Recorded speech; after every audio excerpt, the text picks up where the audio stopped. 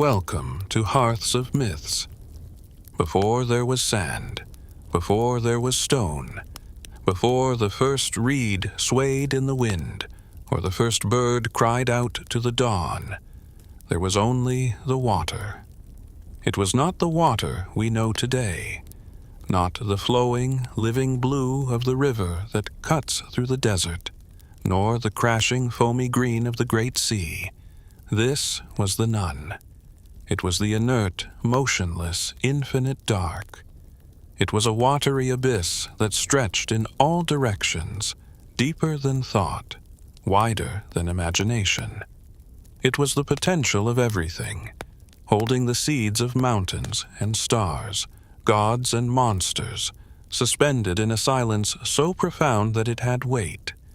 It pressed against itself, heavy and suffocating, a liquid void where time had not yet begun to tick. There was no up, no down, no east or west. There was only the endless, brooding depth of the uncreated. In this suffocating darkness, there was no consciousness as we understand it, save for the slumbering potential of the great powers. But deep within the suspension of the none, in the places where the pressure was greatest, something began to stir. It was not a movement of light, for light did not yet exist. It was a movement of muscle.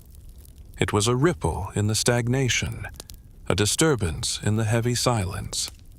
A presence was coalescing, knitting itself together from the primal fluids, hardening the liquid chaos into something solid, something armored, something terrified and terrifying. It was the first heartbeat of the predator in the void. It was the awakening of Sobek. He did not emerge as a child, for the gods of the deep know no infancy. He coalesced as a force of nature, fully formed in his hunger and his power. To understand Sobek, one must understand the environment that necessitated him. The none was chaotic, shifting, and hostile to order. To exist within it, to survive the crushing weight of non-existence, one had to be harder than stone and more relentless than the tide. Sobek was the answer to the chaos. He was the heavy scales that deflected the void. He was the jaw that clamped down on reality and refused to let go. He was the first definition of strength in a universe that was entirely fluid. The ancient texts, carved into the crumbling walls of pyramids and painted onto the cedar coffins of the Middle Kingdom, speak of his origins with a reverence reserved for the oldest of things. They say he rose from the sweat of Ra.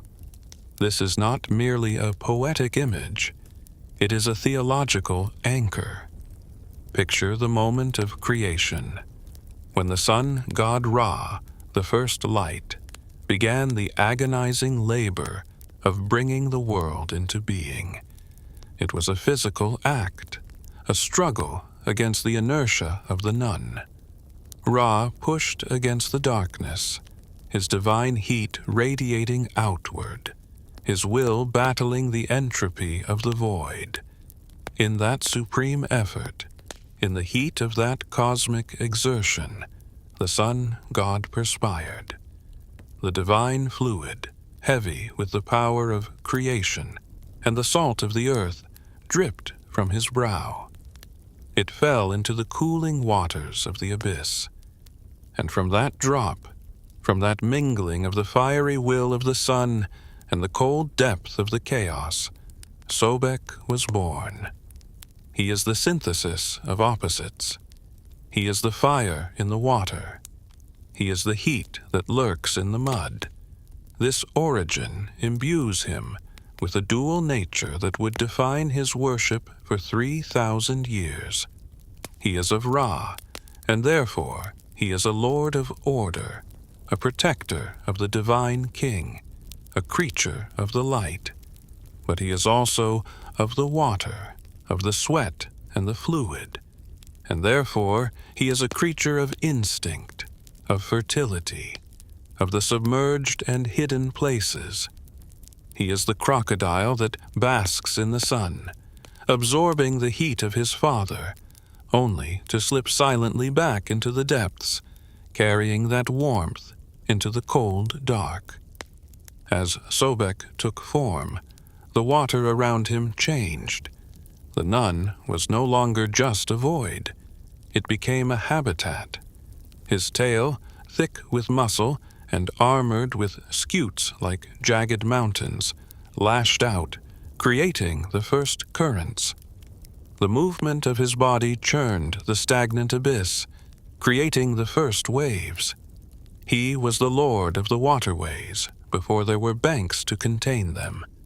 He swam through the uncreated dark, his eyes, those terrible vertical slit eyes, piercing the gloom, seeing what was not yet there.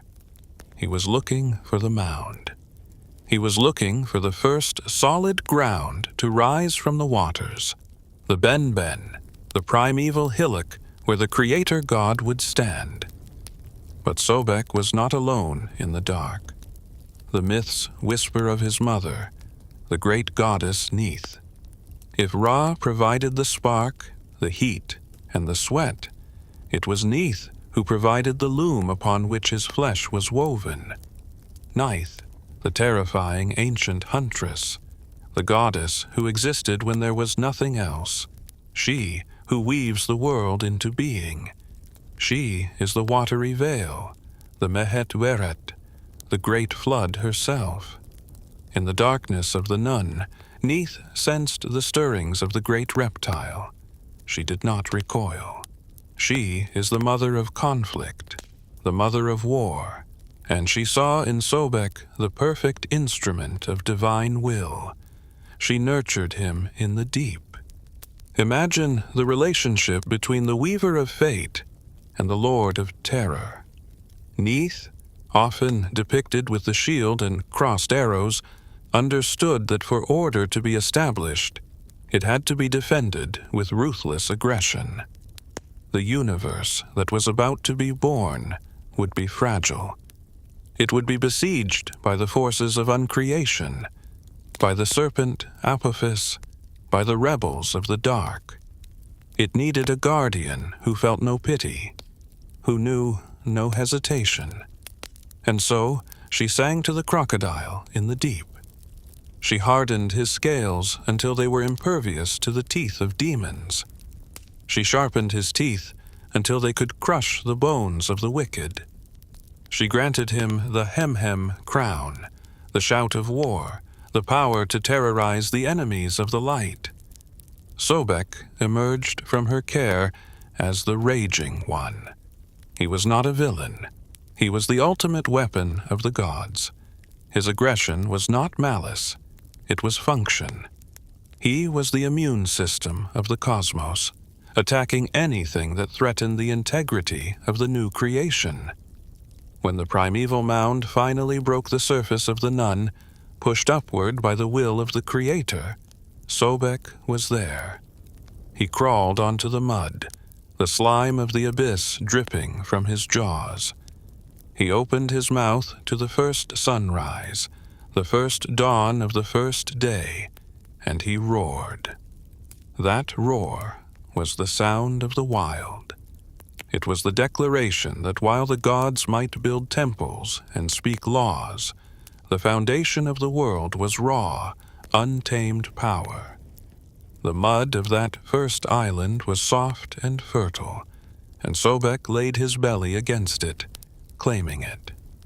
He became the lord of the mound, the lord of Baku, the mythological mountain of the horizon. He was the one who separated the water from the land, not by decree, but by physical presence. Where he swam, there was water. Where he basked, there was earth. The Egyptians, looking at their own world, saw the echo of this cosmic drama every year. They saw the Nile flood, the inundation that turned the land into a reflection of the nun. The dark, silt-filled waters covered the fields, chaotic and life-giving, and as the waters receded, leaving behind the black, fertile mud, the Kemet, the first thing to emerge, basking on the new banks, was the crocodile. To the ancient mind, this was not just a biological event. It was a ritual reenactment of creation. Every crocodile was a reflection of Sobek, and every emergence from the water was a reminder of that first moment when order arose from chaos. Sobek's form itself was a map of the primal world. His skin was the texture of the earth, cracked and rugged like the dried mud of the riverbank.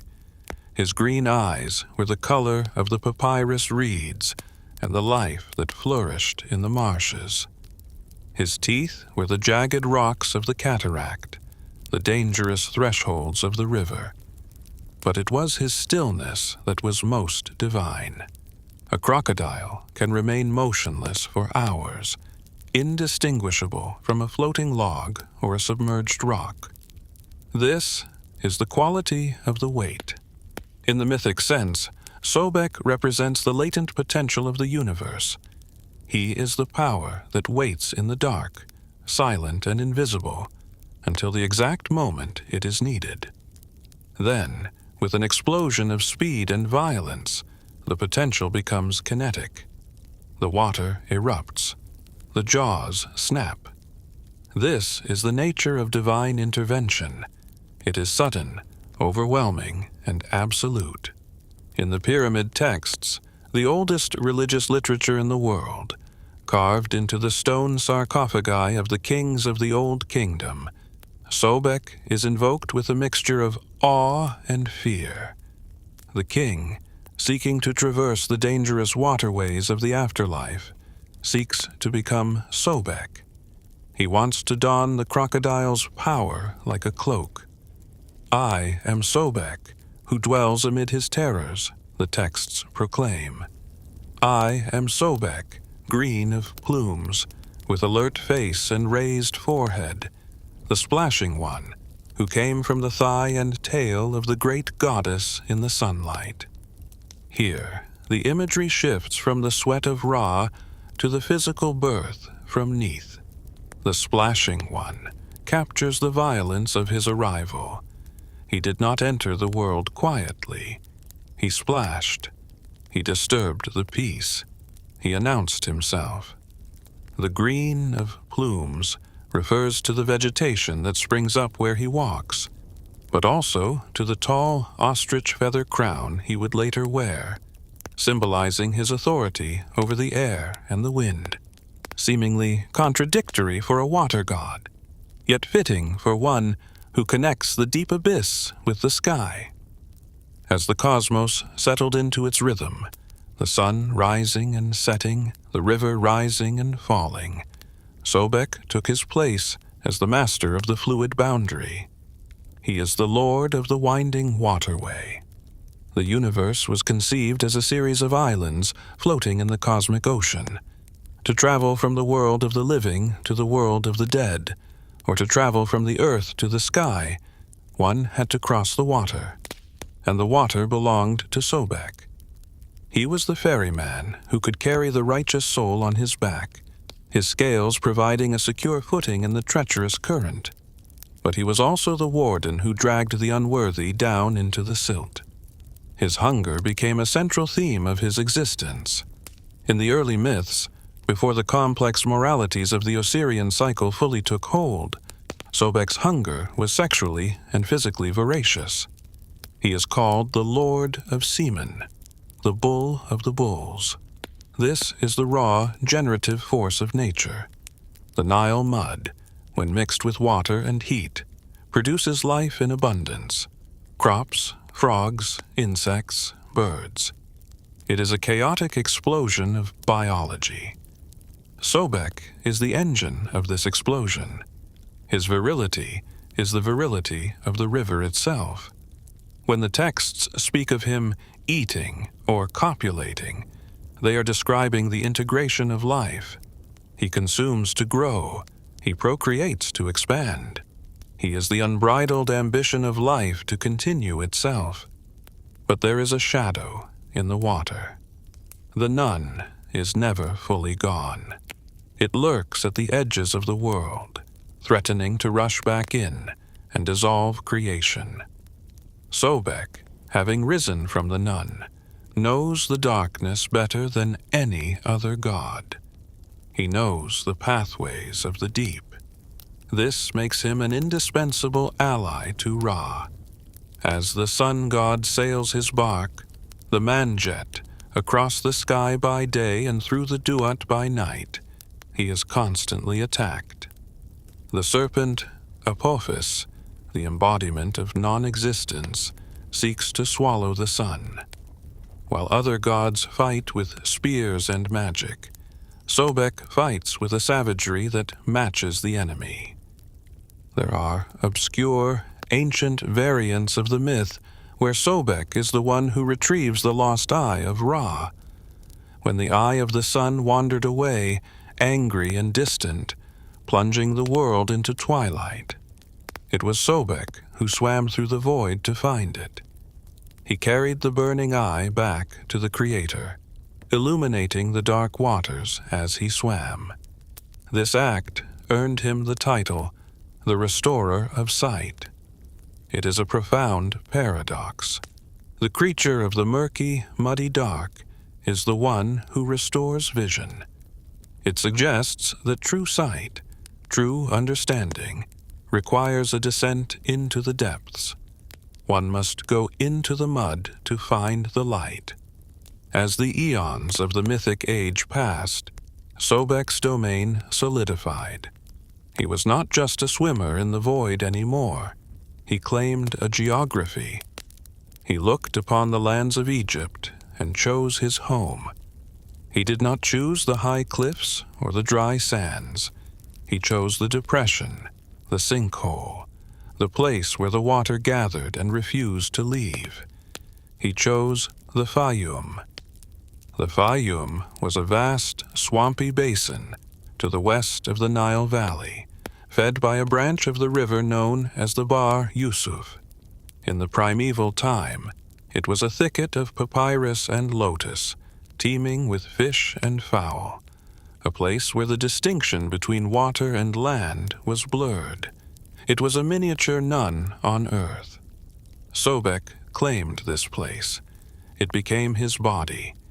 The lake within it, later known as Lake Moeris, was seen as the primal ocean retained. Here, the Crocodile God curled up in the reeds, watching the humans who began to settle on the fringes of his swamp. These early humans looked at the water with terror. They saw the sudden ripples, the snapping jaws that took cattle and children alike. But they also saw that where the crocodiles were thickest, the fish were most plentiful.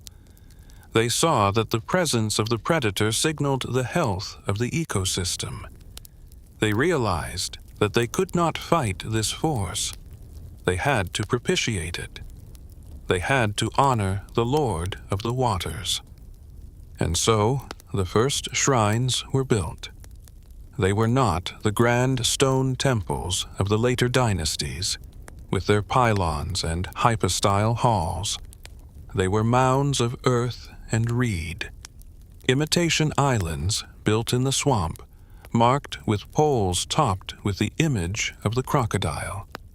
Here, the people offered fish and bread, pouring libations of water back into the water, a circular offering to the god who sustained them. They called him Sobek, a name whose etymology is lost to the silt of time, but which some scholars whisper might mean the uniter, or the one who causes to be pregnant. Even his name carried the dual weight of gathering together and creating life. In these early rituals, we see the beginning of the Sobek of Shedet. Shedet was the town that rose in the heart of the Faiyum, the city of the crocodile, Crocodilopolis to the later Greeks. But in the beginning, it was just the place where the god rested. The priests of Shedet taught that Sobek was not merely a local spirit. He was the soul of the ground they walked on. They taught that the Faiyum was not just a swamp. It was the lake of the primeval origin. They claimed that when Ra first rose, he rose here, in their lake, on the back of their crocodile. This elevated Sobek from a terrifying monster of the river to a cosmic deity. He became the beautiful of face. This epithet seems strange for a crocodile, a creature with a rigid, toothed grin and cold eyes. But beauty in the Egyptian mind was not merely aesthetic. It was functional perfection. Sobek was beautiful because he was perfectly adapted to his purpose. He was the master of his element. His armor was flawless. His strength was absolute. To look upon him was to look upon the perfection of survival. Night, looking down from her weaving in the sky, saw her son's dominion and was pleased. She continued to protect him, weaving spells of safety around his waters. The bond between mother and son remained unbreakable. In the periods of drought, when the Nile ran low and the ribs of the earth showed through the dust, the people would pray to Neith to urge her son to rise. "Let the crocodile sweat," they would say, echoing the creation myth. "Let his waters flow." They believed that the Nile flood was the result of Sobek stirring in his sleep, his movements pushing the water up from the underground caverns of the Nun onto the dry land. Thus, Sobek became the keeper of the hydrological cycle. He controlled the sluice gates of the underworld. If he was appeased, the waters would be sweet and sufficient. If he was angered, the waters would either vanish, leaving famine, or rise too high, bringing destruction. He held the life of Egypt in his claws. This power made him older and more primal than the political gods who would rise in Thebes or Memphis. Amun might be the king of the gods, hidden and majestic, but Sobek was the water they drank. He was the undeniable physical reality of their existence. As the sun set over the primeval Faiyum, painting the water in shades of blood and gold, the silhouette of the great reptile would break the surface. To the early Egyptians, this was not just an animal. It was the god checking his domain. It was the lord of the back, the one who carries the world. It was the living memory of the time before time, when there was only the dark water and the hunger that birthed a universe. The connection between Sobek and the king, the pharaoh, began to take root in these early days of mud and water. The tribal chieftains, seeking to assert their authority over the unruly populace, looked for a symbol that conveyed absolute power.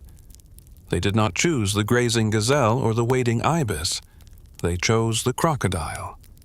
To wear the image of Sobek, to claim his patronage, was to say, "I am the power that lurks in the deep. I am the death that comes from the silence. I am the fertility that feeds you." The earliest kings carved the image of the crocodile on their seals. They sought to harness the hairy Shaf, the terrible dignity of the river lord. But Sobek was never fully tamed by the state. He remained wild. He belonged to the reeds, not the throne room. Even as the civilization of Egypt began to rise, creating the great pyramids and the Sphinx, Sobek remained apart, a deity of the margins of the wild frontiers where the order of the fields met the chaos of the swamp. He waited in the Faiyum, growing stronger, growing larger, fed by the prayers of the desperate and the offerings of the fearful. He watched the rise of the old kingdom. He saw the stones being dragged to Giza. He saw the sun cult of Ra ascend to the zenith. And he waited. For he knew that the sun must eventually set, and when it does, it must enter the water. and in the water, the crocodile is king. His time was coming. The era of the green ore was approaching. The primeval power was about to become a political juggernaut. But to understand his rise to the height of power, we must leave the cosmic void and the general waters of the Nun. We must zoom in. We must travel to the specific geography that defined him. We must walk the marshy banks of the Faiyum and enter the labyrinth of the crocodile city. We must see how the god of the wild was courted by the kings of the Middle Kingdom, and how the swamp was turned into the granary of the world through the blessing of the reptile. The water is still, the reeds are motionless, but below the surface the tail is twitching. The god is hungry for history. The geography of the gods is rarely accidental. While the great triad of Thebes claimed the southern bends of the river, and the solar lords of Heliopolis claimed the northern delta where the sun touched the horizon, Sobek claimed the anomaly. He chose the place where the desert failed to hold back the water. To the west of the great river, separated by a thin ridge of limestone, lay a depression in the earth, a vast sunken basin that defied the relentless aridity of the Sahara. This was the Faiyum. In the ancient tongue it was called Tashe, the land of the lake. It was not merely a province, it was a world unto itself, a lush, verdant, suffocatingly alive microcosm that served as the physical throne of the Crocodile God. To understand the cult of Sobek, one must walk the mental landscape of this region as it existed 4,000 years ago. It was not the tamed agricultural zone we see today. It was a primordial swamp, a tangle of papyrus thickets so dense they could hide armies, and a lake, the Great Moeris, that was so vast it seemed like an inland sea. The air here hung heavy with humidity, smelling of wet earth, rotting vegetation, and the musk of blooming lotus. It was a place where the boundaries between the solid and the liquid were constantly renegotiated. This was the landscape that Sobek did not just inhabit, but embodied.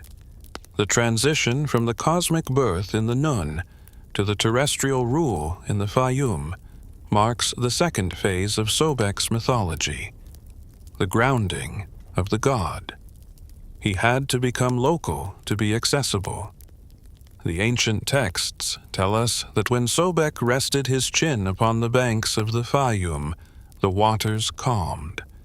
The chaotic energy of the Nun was channeled into the fertility of the soil.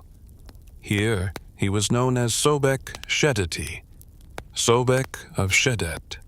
Shedet was the capital, the beating heart of the oasis, known to the Greeks later as Crocodilopolis. But to the Egyptians, it was simply the city of the reptile. Imagine approaching this city in the time of the Middle Kingdom. You would not arrive by road, for the desert tracks were harsh and guarded by spirits. You would arrive by boat, navigating the Bar Yusuf, the waterway of Joseph, a natural branch of the Nile that fed the depression. As your skiff pushed through the towering reeds, the first thing you would hear would not be the noise of the market, but the low, guttural bellows of the beasts. The city was built on high mounds, islands of habitation rising out of the marsh, connected by causeways and canals. It was a Venice of the Bronze Age, but a Venice where the canals were patrolled by living gods. In Shedet, the relationship between man and monster was unique in all of human history. In other parts of the world, the crocodile was a nightmare to be fled. Here, it was a neighbor to be respected. The citizens of Shedet lived in a state of sacred truce.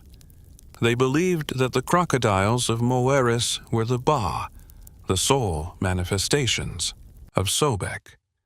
To harm one was not just a crime, it was a cosmic transgression that would bring the waters crashing down upon the offender. The reptiles would sun themselves on the mud banks beneath the city walls, their armored backs glistening like wet stones, indifferent to the washerwomen and the fishermen who worked mere yards away. This proximity bred a specific kind of psychological devotion, a reverence born of immediate, lethal danger. The centerpiece of this devotion was the great temple of Shedet. It was not merely a house of stone, it was a habitat. Inside the sacred precinct, in a lake dug by human hands and lined with limestone, lived the Petsuchos. This was the specific, chosen crocodile, the living avatar of Sobek. He was not a statue. He was flesh and blood, a massive specimen selected by the priesthood for his size and aggression, then tamed through generations of ritual feeding. The classical writers, centuries later, would marvel at this beast, adorned with gold rings in his ears and jeweled bracelets on his forelegs. But in the mythological era, the Petsuchos was more than a tourist curiosity. He was the barometer of the god's mood. Priests, their heads shaved and their bodies bathed in natron, would approach the sacred lake, bearing trays of roasted meat, honey cakes, and jars of wine. They would open the jaws of the god, sometimes physically, with a bravery that defies comprehension, and place the offerings inside. If the crocodile accepted the food, it was an omen of prosperity. The harvest would be good. The Nile would rise. If he refused, slipping silently back into the murky water, the city would tremble. It meant Sobek was displeased. It meant the Raging One had returned to the deep. But Sobek was not just a passive recipient of food. In the Faiyum, he was the active agent of agriculture. This is the paradox of the green Sobek. How does a carnivore become a god of grain? The answer lies in the water. The crocodile brings the water. When he emerges from the river follows. The farmers of the Faiyum believed that the sweat of Sobek was the dew on the fields. They believed that the lash of his tail dug the irrigation canals. There is a potent myth from this region that speaks of the Great Canal, the Merwer. It says that in the beginning, the Faiyum was too wet, a chaotic flood where nothing could grow. It was Sobek who, at the behest of the Creator, used his massive claws to dredge the earth. He dug the channels that drained the swamps, creating the perfect balance of moisture and soil.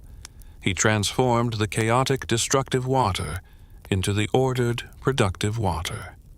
In this aspect, he is often depicted not just with the crocodile head, but wearing the sun disk and the uraeus, the cobra, symbolizing his role in imposing royal order on the wild landscape. He became the lord of the granaries, the one who ensures that the silos of Egypt are full. This agricultural prowess linked him intimately with Renenutet, the cobra goddess of the harvest. In the theology of the Faiyum, she was his consort, the crocodile and the cobra. One ruled the water that fed the crops. The other ruled the grain that grew from them. Together they formed a divine couple of terrifying power and immense benevolence. Their union was celebrated in the harvest festivals, where the first sheaf of wheat was thrown into the lake for Sobek, and the first loaf of bread was baked for Renenutet. It was a recognition that life comes from the dangerous places. You cannot have the grain without the flood, and you cannot have the flood without the crocodile. As the Middle Kingdom dawned, the pharaohs of the 12th dynasty, great builders and engineers, looked to the Faiyum with ambitious eyes. Kings like Amenemhat III saw in Sobek a mirror of their own desire to control nature. They moved their capital to the region, building their pyramids at Hawara and El Lahun, right on the edge of Sobek's domain. They engaged in massive hydraulic engineering projects to regulate the flow of water into Lake Moeris, essentially acting as the hands of Sobek on Earth. But the greatest monument to this union of god and king was the labyrinth. The classical historian Herodotus, writing thousands of years later, claimed it surpassed even the pyramids in wonder. It was a colossal mortuary temple complex built by Amenemhat III at Hawara, dedicated to Sobek. The myths surrounding this structure are thick with symbolism. It was said to contain 3,000 rooms, half above ground, half below. The layout was a deliberate confusion, a maze of winding corridors, dead ends, and secret chambers. Why build a labyrinth for a crocodile god? Because the labyrinth is the architectural representation of the crocodile's den. In the wild, a crocodile does not dig a straight hole. It digs a complex system of tunnels into the riverbank, with underwater entrances and air chambers, a dark, winding fortress where it drags its prey to consume at leisure. The labyrinth of Hawara was a stone echo of this natural fortress. The winding paths represented the winding waterways of the Faiyum. The darkness of the inner chambers represented the darkness of the deep water where Sobek reigned. To enter the labyrinth was to enter the belly of the beast. The priests who navigated these halls understood the geography of fear. They knew that at the center of the complex lay the sanctuary of the god, a place of intense power. Mythologically, this center was the Island of Flame, a concept from the creation myths. It was the place where the sun was born. By placing Sobek at the center of the labyrinth, the architects were making a profound theological statement. Sobek is the guardian of the solar spark. He is the monster that protects the light. The complexity of the building was a test.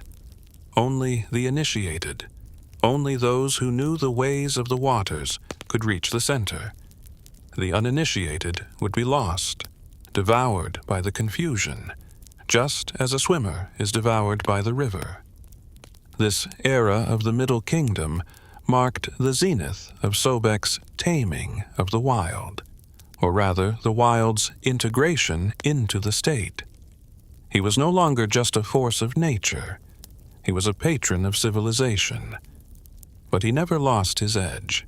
The texts from this period still refer to him as he who eats while he mates, a reference to his unceasing biological drive. He was the lord of Baku, the mythological mountain of the horizon where the sun sets. The Faiyum, being in the west, was seen as the entrance to the afterlife, and Sobek was the warden of that gate. The lake of the south, as Moeris was sometimes called, was teeming with life that belonged to him. The birds that flocked in the millions to the reeds were seen as spirits under his protection. The fish were his abundance. There is a fascinating local myth about the fish of the lake. It was said that the tilapia fish, which carries its eggs in its mouth, was a sacred creature to Sobek because it mimicked the act of creation, spitting life out into the world. Sobek, despite his carnivorous nature, was the protector of these fish. He would herd them into the nets of the faithful, a provider who sacrificed his own subjects for the good of his human worshippers. However, the benevolence of Sobek was always conditional. The Faiyum was a place of abundance, yes, but it was also a place of disease and danger. The stagnant waters bred fevers. The crocodiles took the careless. This duality is captured in his title, The Healer of the Goddess. In one obscure myth cycle, it is said that when the goddess Hathor was stricken with a malady of the eyes, perhaps caused by the glaring sun or the swamp fever, it was Sobek who cured her. He did not use herbs or magic spells. He licked her eyes. The saliva of the crocodile, usually a prelude to digestion, became a healing agent. This speaks to the ancient belief in the curative power of the strong fluids. Sobek's essence was so potent that it could burn away sickness. As the lord of the Faiyum, Sobek also assumed the role of the ultimate landlord. The pharaohs might claim to own the land, but in the Faiyum, everyone knew the true owner had scales. Legal documents and boundary stones from the region often invoke Sobek as the final arbiter of property disputes. As Sobek lives, a farmer would swear, this furrow is mine. To lie in his name was to invite the crocodile into one's home. The transformation of the landscape under Sobek's patronage was miraculous. The engineering of the canals allowed the Faiyum to become the breadbasket of Egypt. Lush vineyards, olive groves, and fields of emmer wheat sprang up from the mud. The wild god had produced the most civilized result: surplus food. This success cemented Sobek's reputation across the entire kingdom. He proved that the chaotic forces, if properly honored and channeled, were more productive than the passive ones. A river that floods is dangerous, but a river that stays in its banks feeds no one. Sobek was the flood. In the shadows of the great labyrinth, the priests developed a theology that connected the Faiyum to the stars. They mapped the crocodile constellation, which we might see as parts of Draco or others, onto the geography of the lake. They claimed that the Faiyum was a mirror of the celestial ocean. When Sobek swam in Moeris, he was swimming in the Milky Way. This as above, so below connection elevated the local crocodile cult to a cosmic science. The taming of the wild was not just about digging ditches. It was about aligning the chaotic earth with the perfect order of the heavens. But the most striking image of this period remains the nursery of the gods. The papyrus thickets of the Faiyum were mythologically linked to the Chemis, the floating island in the delta where Isis hid the infant Horus. Although geographically distinct, the Faiyum absorbed this mythology. Sobek was seen as the protector of the hidden places where divine children are reared. He was the Old One who watched over the Young One. This protective nature, born of his mother Neith's fierce guarding of him, was extended to the vulnerable gods. As we leave the lush, humid air of the Faiyum and the winding stone corridors of the labyrinth, we must prepare to see Sobek in a new light. He has conquered the waters. He has tamed the wild earth. He has filled the granaries. Now, he turns his gaze to the throne itself. The king of Egypt needs more than just grain. He needs power. He needs the strength to crush his enemies and the potency to ensure his dynasty. He needs the semen of the bull and the jaw of the reptile. The crocodile is about to ascend the steps of the palace. The provider is about to become the kingmaker. The mud of the Faiyum will be traded for the gold of the royal regalia. Sobek is rising. The transition from the marsh to the palace is a journey of symbolism. In the ancient world, kingship was not merely a matter of lineage or law. It was a matter of force. A king had to be a bull. He had to be a lion. But most terrifyingly, he had to be a crocodile. While the bull represented the thundering charge and the lion represented the noble hunt, the crocodile represented something far more unsettling: the inescapable, lurking, absolute power of the river. It represented the ability to strike from the hidden place, the ability to drag the enemies of the state into the deep, and the primal, unthinking dominance of the apex predator. As the Old Kingdom crumbled, and the chaos of the First Intermediate Period gave way to the stability of the Middle Kingdom, the Pharaohs sought a new patron. They needed a god who was not just distant and solar, like the High Ra of Heliopolis, but one who was visceral, potent, and undeniably present. They looked to the Faiyum. They looked to the beast that had tamed the wild waters, and they saw in Sobek the perfect reflection of their own ambition. This marks the ascent of the Crocodile King. During the 12th and 13th dynasties, Sobek was elevated to the very pinnacle of the royal pantheon. The kings of this era did not just worship him. They named themselves after him. We see names appearing in the royal cartouches that would have been unthinkable in earlier ages. Sobek-Hotep, Sobek is satisfied. Sobek-Emsaf, Sobek is his protection. And the enigmatic Sobek-Neferu, the beauty of Sobek. These were not merely pious labels, they were theological statements. By taking the name of the crocodile, the pharaoh was declaring that his rule possessed the crushing bite of the reptile. But what is the specific nature of this royal power? It is defined by two primary attributes: Sekhem, raw power, and sexual potency. The ancient texts are explicit, almost uncomfortably so to the modern ear, about Sobek's role as the lord of semen. In the hymns to Sobek, preserved in the Ramesseum papyri, he is celebrated not just for his teeth, but for his reproductive vigor. He is called the bull of the bulls, the one who eats while he mates, and the begetter. This sexual imagery is not gratuitous. It is fundamental to the concept of Egyptian kingship and creation.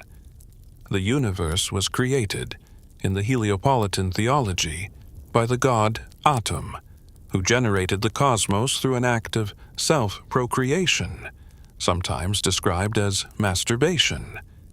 This act of generating life from one's own body, of possessing an inexhaustible reservoir of life force, was central to the idea of the pharaoh. The king must be fertile. He must ensure the fertility of the land, the herds, and the people. Sobek, the creature who emerges from the fertile mud and lays hundreds of eggs, became the avatar of this generative power. When the pharaoh sat upon the throne, he was channeling the lord of semen. He was the virile male who could impregnate the entire land with prosperity. The Nile flood itself was often metaphorically seen as the ejaculation of the god, a release of fluid that brought life to the barren desert. Sobek, as the master of the fluid, was the engine of this cosmic biology. His virility was the virility of the state. A weak king meant a dry river. A strong king, a Sobek king, meant a flood that would fill the granaries. This connection went beyond metaphor. In the temples of the Middle Kingdom, rituals were performed to transfer the Ka, the vital essence, of the crocodile into the living monarch. The pharaoh would wear the kilt, the false tail of the bull, but in his hand he would hold the mace, the hedge, which in this context became the crushing jaw of the god. The Hemhem crown, an elaborate superstructure of reeds, horns, and solar discs often worn by Sobek, was adopted into royal iconography to symbolize the roaring power, the war cry that scatters enemies. And here lies the second pillar of the Crocodile King, military might. Sobek was the patron of the army. He was the lord of the winding waterway, who protected the naval expeditions, but he was also the shock trooper of the gods. In the inscriptions found in the eastern desert quarries and the fortresses of Nubia, soldiers invoked Sobek. Why? Because a soldier does not want the mercy of Hathor or the wisdom of Thoth. A soldier wants the thick skin of the crocodile. He wants to be impervious to the arrows of the Cushites and the spears of the Bedouin. He wants to be the one who snaps the spine. The military standard of the Faiyum nome bore the image of the crocodile. When the armies of the 12th dynasty marched south to conquer Nubia, expanding the borders of Egypt to the Second Cataract, they marched under the gaze of Sobek. They built fortresses, massive mud-brick castles like Buhen and Semna, that mirrored the defensive nature of the crocodile. These were dens of the Egyptian state, projecting power into the chaotic wilderness, just as Sobek projected power from the riverbank. The hymns from this period describe Sobek in terrifying detail. His teeth are like knives, the papyri say. His skin is like a wall of bronze. His back is the mountain of the horizon. His eyes are the two suns. The scribes delighted in describing the physical perfection of his violence. There is a specific focus on his snatching ability. The verb to snatch, itj, is used for a crocodile taking prey, but it is also used for a king seizing territory or seizing the throne. Sobek is the snatcher. He takes what is his by right of strength. In a world where order was constantly threatened by chaos, this rapacious quality was seen as a virtue. The king must be a snatcher. He must snatch peace from the jaws of war. One of the most fascinating figures to embody this theology was the female pharaoh, Sobek-Neferu. She was the last ruler of the 12th dynasty, a woman who took the throne in her own right when the male line failed. It is telling that she did not choose a soft, maternal goddess as her patron. She chose the crocodile. Her name means the beauty of Sobek. In her statues, she wears the kilt of the king over her female dress, and she associates herself intimately with the Faiyum. Why would a queen choose the most aggressively masculine god in the pantheon? Because she needed to project legitimacy. She needed to show that although her body was female, her Ka, her royal spirit, was that of the raging reptile.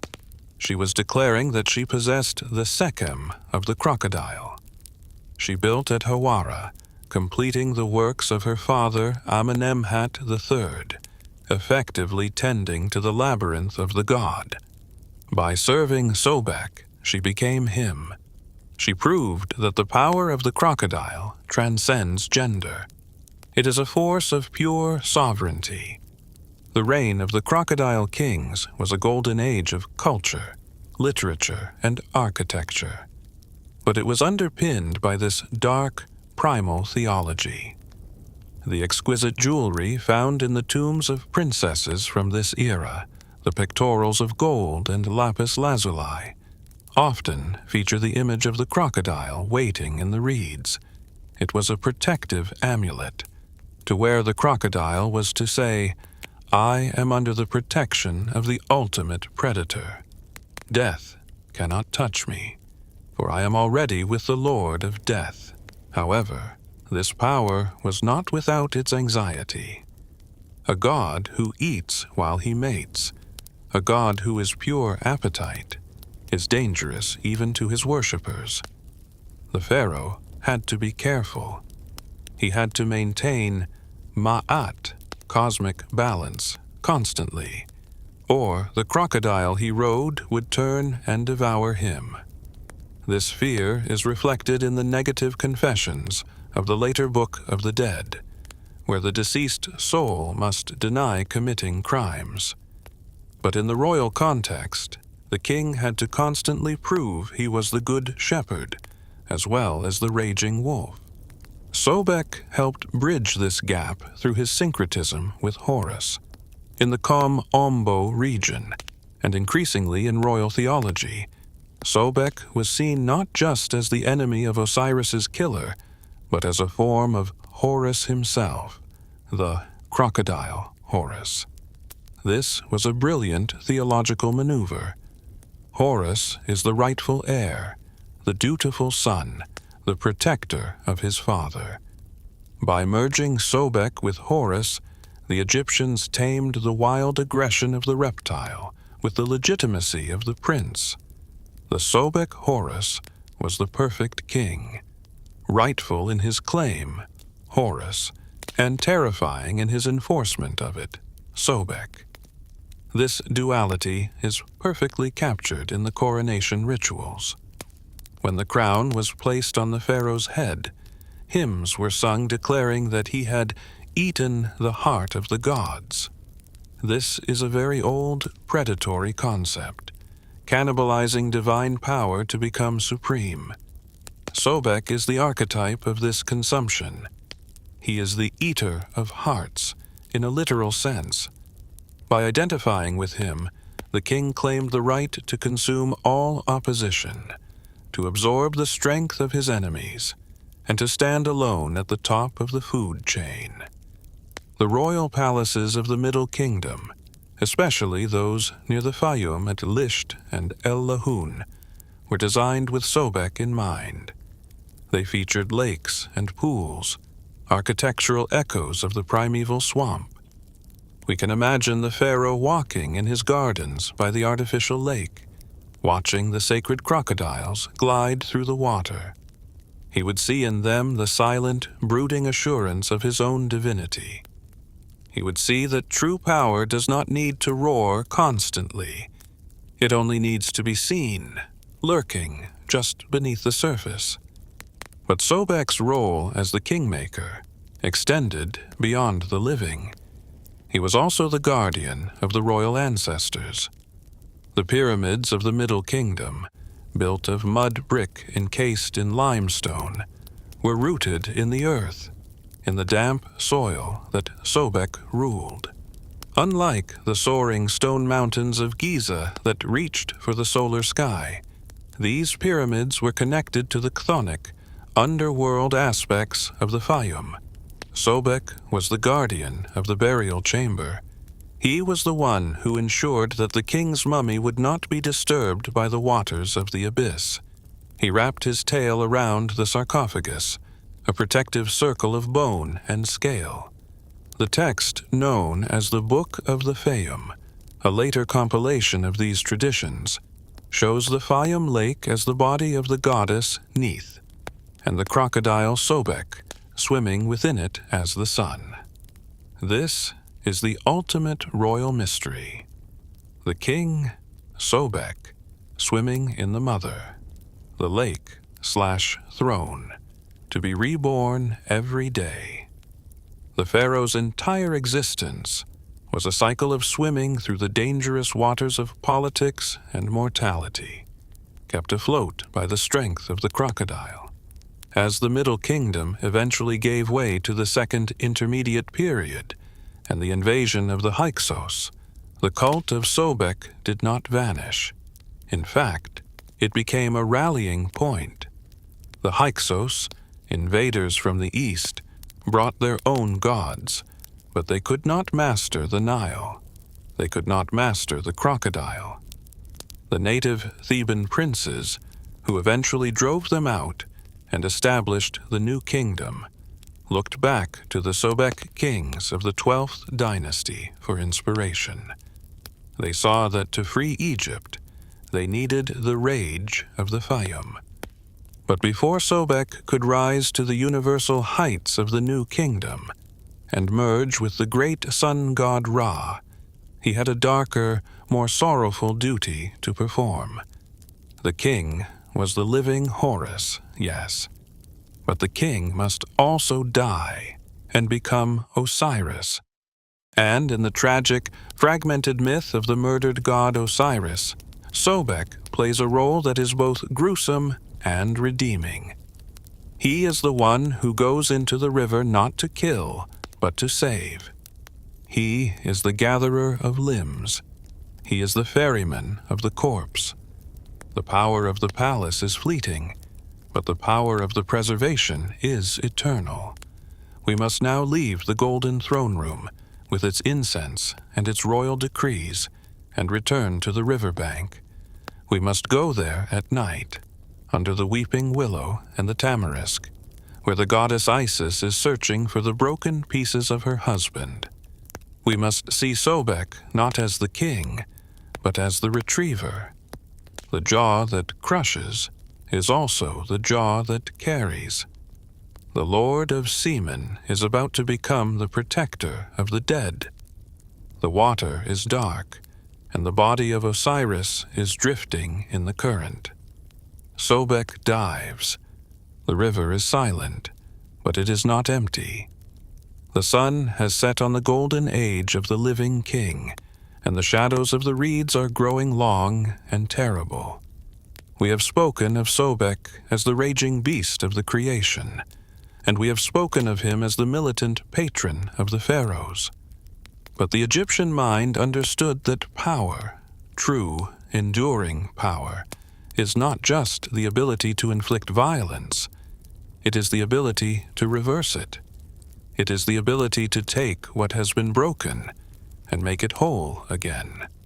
And in the great tragic cycle of Egyptian mythology, there is nothing more broken than the body of Osiris. The murder of Osiris by his brother Seth is the central trauma of the Egyptian worldview. It is the moment when Ma'at, cosmic order, was shattered by envy and chaos. Seth did not just kill the king, he dismantled him. He hacked the body of the god into 14, or in some traditions 42 pieces, and scattered them into the Nile. The river, once the source of life, became a grave. It became a place of concealment for a crime. The spine of the god drifted into the delta. His head sank into the deep silt. His heart was lost in the currents. Into this nightmare stepped Isis, the grieving widow, the magician, the mother. She walked the banks of the river, weeping, searching for the fragments of her husband. But the Nile is dangerous. It is the domain of monsters, and the greatest monster of all, the one who rules the submerged world where the pieces of Osiris lay rotting, was Sobek. This is the turning point in the moral arc of the Crocodile God. In the political sphere, Sobek often aligned with Seth. Both were gods of raw power, of storms, of unpredictable violence. They were the lords of the Red Land. It would have been natural for Sobek to side with the murderer, to consume the flesh of the fallen king and complete the destruction. Indeed, in some very old and obscure variants of the myth, crocodiles are the enemies who try to eat the pieces. But the dominant theological tradition, the one that elevated Sobek to a savior, tells a different story. It tells us that when Sobek saw the grief of Isis and the injustice of Seth, he made a choice. He defied his own carnivorous nature. He did not eat. He gathered. The texts call him Sobek-Shedati in this role, Sobek of the rescue. He entered the water not as a hunter, but as a retriever. Imagine the scene. The great reptile, 20 feet of armored muscle, gliding through the murky depths of the Nile at night. His eyes, adapted for the low light of the kill, are now scanning the riverbed for the gleam of divine flesh. He swims with a gentleness that belies his size. He finds a leg here, a hand there, a vertebrae entangled in the roots of a papyrus plant. He does not bite. He uses his jaw, the most powerful crushing instrument in the animal kingdom, as a cradle. He picks up the pieces of Osiris with a delicacy that is almost surgical. He carries them, one by one, to the riverbank where Isis waits. He becomes the carrier of the corpse. In the funerary texts, the deceased king often prays to be carried on the back of Sobek. "I am on your back, O Sobek," the soul cries. "You carry me to the shore. You do not let me drown." This imagery transforms the crocodile from a threat into a vehicle of salvation. He is the living raft that ferries the soul across the abyss of death. But his role goes deeper than mere transport. Sobek is the net. In the coffin texts, there are terrifying spells about the net of the underworld. This is a metaphysical trap used by demons to catch souls like fish. But Sobek, as the lord of the waters, masters this net. He spins it not to catch souls for consumption, but to catch the scattered pieces of being. He casts a protective web through the water, gathering the members of Osiris. He ensures that nothing is lost. This concept of gathering, Ian, is central to Egyptian magic. To be whole is to be alive. To be scattered is to be dead. Sobek is the gatherer. He is the force of gravity that pulls the disintegrated self back together. There is a profound theological connection here to the four sons of Horus, Imseti, Hapi, Duamutef, and Kebesenuef. These are the guardians of the internal organs, the canopic deities. In the classic myth, they emerge from a lotus flower that rises from the primeval ocean. But who guards the lotus? Who ensures that the flower is not eaten by the fish or crushed by the hippopotamus? It is Sobek. He circles the lotus. He keeps the chaotic waters at bay so that the new order, the children of Horus, can bloom. He is the wall of iron around the fragile hope of resurrection. This protective aspect is linked to his role as a healer. It seems counterintuitive. A crocodile causes wounds. It does not heal them. But in the ancient world, the poison is often the cure. The god who controls the violence also controls the cessation of violence. Sobek became associated with the healing of trauma, specifically trauma to the body. Osiris was dismembered, the ultimate physical trauma. Sobek helped reverse it. This gave rise to Sobek's identity as a surgical god. The priests of Sobek were often skilled in medicine, particularly in treating bites, bone breaks, and abscesses. But on a mythological level, Sobek was the surgeon of the eye. In the conflict between Horus, the son of Osiris, and Seth, the murderer, Seth tears out the eye of Horus. The eye is shattered. In parallel to the gathering of Osiris's limbs, the pieces of the eye must be gathered and healed. While Thoth is often the one to spit on the eye to heal it, Sobek is the one who finds the pieces in the darkness. He is the retriever of lost vision. There is a strange and beautiful epithet given to him in this context: he who heals the goddess. This usually refers to Isis or Hathor. The myths whisper that when Isis was weeping, her tears fell into the Nile and threatened to flood the world with grief. Sobek rose from the water and drank the tears. He consumed the sorrow of the goddess so that the world would not drown in it. He is the absorber of negative emotion, the transmuter of grief into strength. But let us not sanitize him. Sobek's healing is not the gentle healing of a soft touch. It is the healing of the cauterizing iron. It is the healing of the bone setter who must pull the limb with violent force to snap it back into place. He represents the necessary pain of recovery. He is the strong, armed one who forces the body to knit back together.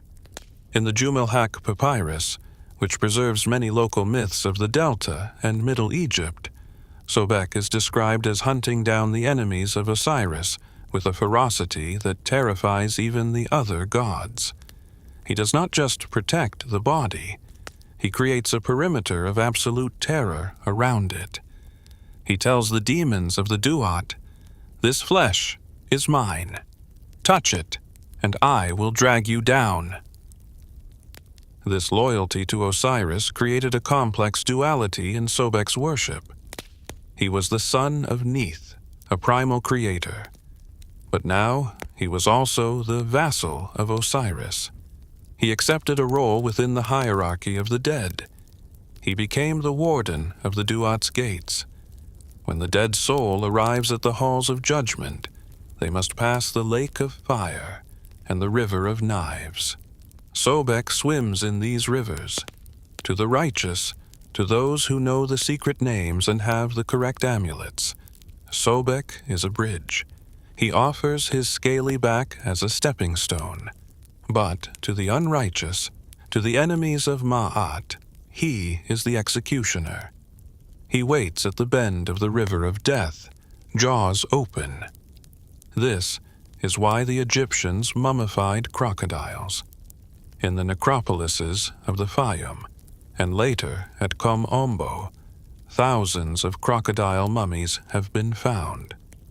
These were not just pets. They were votive offerings.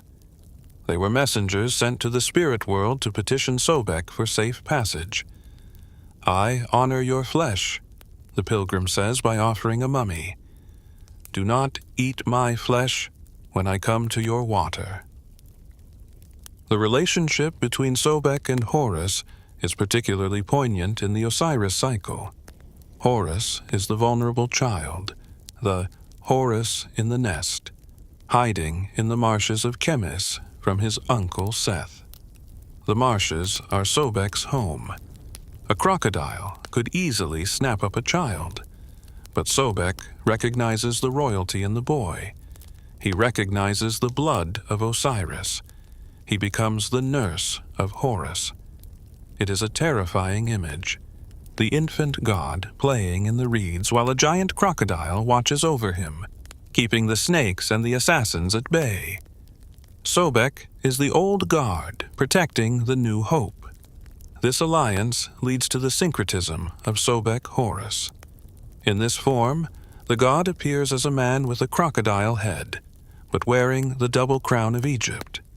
He represents the perfect fusion of the chaotic, primeval power of the swamp, Sobek, and the civilized rightful authority of the throne, Horus. He is the king who has conquered his own environment.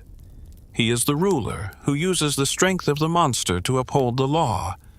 But the retrieval of Osiris's body was not the end of Sobek's work. The body had to be revived. In the opening of the mouth ceremony, a ritual performed on mummies to restore their senses in the afterlife, an adze, a tool shaped like an animal leg, is used to touch the lips of the deceased. Mythologically, the iron of this tool was associated with the meteoric iron, the metal of heaven. But locally, in the Faiyum, the priests taught that the great adze was the jaw of Sobek. It was his power that cracked open the shell of death and allowed the spirit to breathe again. The lake of life in the temple precincts was a reflection of this. The water of the sacred lake was not stagnant. It was magically charged. To bathe in it was to be licked by Sobek. It was to be coated in the slime of creation, which, though repulsive to the modern mind, was the substance of resurrection to the Egyptian. The slime is the precursor to life. Sobek is the lord of slime. He is the master of the biological soup from which resurrection occurs. We must also consider the night aspect of this myth. The rescue of Osiris happens in the dark. Sobek is a nocturnal hunter. His eyes reflect the moonlight. This connects him to the lunar cycle and to Khonsu, the moon god. But unlike Khonsu, who travels the sky, Sobek travels the reflection of the moon in the water. He rules the undermoon. When the moon wanes and the night is darkest, Sobek is most active. He is the guardian of the dark hours of the soul, the time when the sun is dead and hope is frail. He proves that even in the absolute dark, there is a watcher who does not sleep. In the later periods, particularly in the Book of the Faiyum, the body of Osiris is explicitly identified with the land of the Faiyum itself. His backbone is the ridge of the desert. His fluids are the lake. And Sobek is the active principle that keeps this land corpse alive. He circulates the water. He ensures that the Osiris Faiyum does not dry up and die a second death. He is the heartbeat of the dormant god. There is a touching, albeit grotesque, detail in some versions of the myth regarding the phallus of Osiris. In the classic tale, the phallus is the only part of Osiris that is not found. It was eaten by a fish, the Oxyrhynchus. But the Faiyum traditions beg to differ. They claim that Sobek found it. He did not eat it. He carried it to the goddess. Or, in a more esoteric interpretation, Sobek became the phallus. He substituted his own virility for the lost virility of the dead king, allowing Horus to be conceived. This is the ultimate act of service, lending one's own generative power to ensure the continuity of another's line. It reinforces his title as the Bull of the Bulls, the inexhaustible source of male life force. As the body of Osiris was reassembled, wrapped in linen, and prepared for the eternal sleep, Sobek took his station. He lies at the feet of the mummy. You will see this on the footboards of coffins: 2 crocodiles, or 2 jackals, or 2 eyes. When it is crocodiles, it is Sobek. He is guarding the soles of the feet, the point of contact between the soul and the path it must walk. He is ensuring that the traveler has the sure-footedness of the reptile. A crocodile does not slip on the mud. A soul guarded by Sobek does not slip into the abyss. The rescue of Osiris transformed Sobek from a chaotic neutral force into a champion of order. He proved that the monster is not always the villain. The monster can be the ultimate shield. By saving the king of the dead, Sobek secured his place in the hearts of the living. They knew that when their time came, when they were fragile, broken, and drifting in the cold river of mortality, the jaws that awaited them might not be the jaws of destruction, but the jaws of rescue. But Sobek's evolution was not finished. He had mastered the water, Nun. He had mastered the land, Faiyum. He had mastered the underworld, Osiris. There was only one realm left to conquer: the sky, the realm of the sun. The crocodile who spends his days basking in the heat, absorbing the rays until he glows with stored energy, was about to realize his ultimate destiny. He was not just the sweat of Ra anymore. He was about to become Ra. The water and the fire were about to merge in a theological explosion that would create the universal God of the new kingdom. The sun is rising over the eastern mountains. The crocodile lifts his head from the corpse of Osiris and looks up. His eyes catch the fire of the dawn. The scales begin to shine. The transformation into Sobek-Ra is at hand. The sun beats down on the surface of the Nile. It is the blinding white heat of the Egyptian noon, the time when shadows vanish and the world is exposed in all its stark reality. On a mud bank, a massive crocodile hauls itself out of the water. It is slick with the dark silt of the river bottom, cold from the depths where the light does not reach. It positions itself facing the east, facing the source of the heat. It opens its jaws. It lies motionless. And as the hours pass, the heat of the sun is absorbed into the cold blood of the reptile. The creature begins to glow with stored energy. It becomes a battery of solar power encased in armor. This biological fact, the basking of the crocodile, is the root of one of the most profound theological developments in human history. To the ancient Egyptian priests, observing this daily ritual, it was not merely thermoregulation. It was communion. It was the physical proof that the earth, the crocodile, and the sky, the sun, were destined to unite. It was the visible manifestation of the marriage between the wet, chaotic darkness of the Nun and the dry, ordered light of the Ra. From this observation rose the supreme deity of the later dynasties, Sobek-Ra. This was not a simple addition of names. In the fluid logic of Egyptian mythology, syncretism, the fusing of two gods, did not mean that two beings became roommates in the same body. It meant that a new third reality was revealed. It meant that the Ra nature, sovereignty, light, creation, was being filtered through the Sobek nature, power, fertility, unexpected violence. It was a declaration that the sun god was not just a distant orb in the sky. He was also a living, breathing, biting presence in the river. It brought the transcendent god down to earth and elevated the animal god to the stars.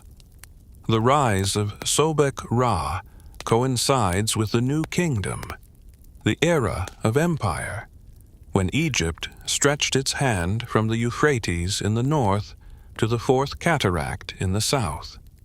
This was an age of confidence. The pharaohs needed a god who encompassed everything, the sky, the earth, and the water. Amun-Ra of Thebes was the king of the gods, the hidden one, but Sobek-Ra was the manifest one. While Amun was the wind that could be felt but not seen, Sobek-Ra was the terrifying physical reality of the divine will. The iconography of Sobek-Ra is striking. He is depicted as a man with the head of a crocodile, but upon that reptilian head sits the solar disk, the sun itself, wrapped in the protective coils of the Uraeus cobra. He holds the Was scepter, power, and the Ankh, life. But it is the crown that tells the story. The sun disk represents his dominion over the heavens. The crocodile head represents his dominion over the abyss. He is the axis mundi, the vertical pole that connects the deepest trench of the ocean to the highest zenith of the sky. In the hymns to Sobek, preserved in the Ramesseum papyri, we find the theological justification for this union. The texts address him with a reverence that shakes the pillars of the temple. Hail to thee, Sobek-Ra, Lord of the floating islands, you who rise from the primeval waters to illuminate the two lands. Your eyes are the solar disks. Your right eye is the sun. Your left eye is the moon. Your scales are the firmament of heaven. Here, the body of the crocodile is no longer just a biological form. It has become a map of the cosmos. His armored back is the arch of the sky, studded with stars. His belly is the underworld. When he opens his mouth, it is the dawn. When he closes it, it is the dusk. The hymn continues. You are the raging one who consumes his enemies with fire. You are the one who creates the seed in men and the egg in women. This brings us to the central paradox of Sobek-Ra.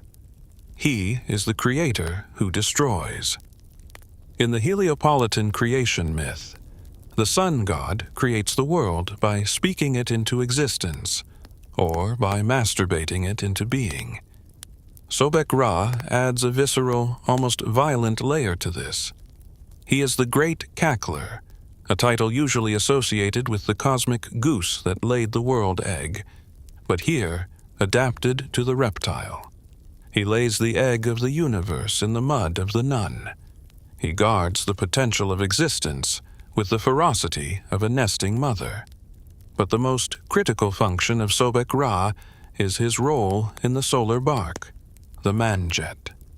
Every day, the sun god sails across the sky in a boat of millions of years.